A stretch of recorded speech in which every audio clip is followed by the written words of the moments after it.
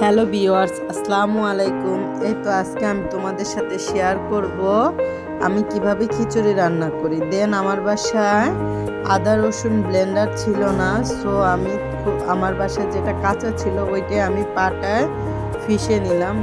নেওয়ার পরে আমি একটা পাতিলে খুব সুন্দরভাবে পেঁয়াজ কেটে রেখেছিলাম এক বাটি, ওইটা দিয়ে দিলাম। দেওয়ার পরে আমি হলুদের গুঁড়া, মরিচের গুঁড়া এগুলো দিয়ে বাটা মশলা এগুলো দেওয়ার পর খুব সুন্দর করে মশলাটা কষিয়ে নিয়েছিলাম।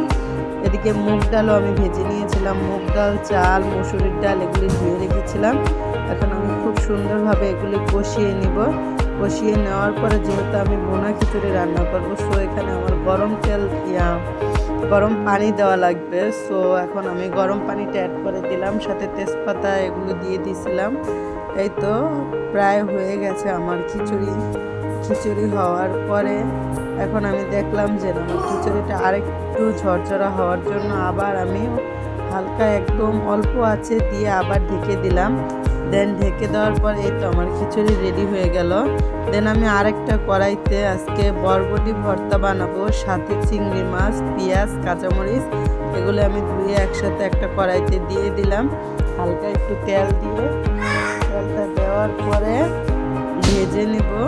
ভেজে নেওয়ার পরে লবণ দিয়ে দিব। লবণ দেওয়ার পরে মিডিয়াম আঁচে দেওয়ার পরে বরবটিটা জানি সিদ্ধ হয় সেটা করতে হবে।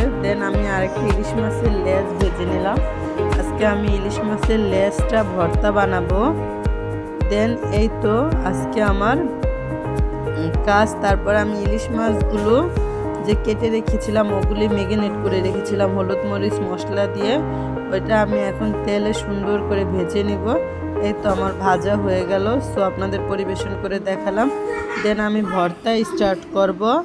আমি পাটায় সুন্দরভাবে শুকনো মরিচ পিষে এখানে বরবটিগুলি দিয়ে দিলাম। দিয়ে দেওয়ার পর এগুলি সুন্দরভাবে পিষে নিয়ে এই তো আমার এখানে পেঁয়াজটাও ভাজা আছে, সো আমার আর কোনো কিছু অ্যাড করতে হবে না, জাস্ট শুকনো মরিচটা দিয়ে দিয়েছিলাম।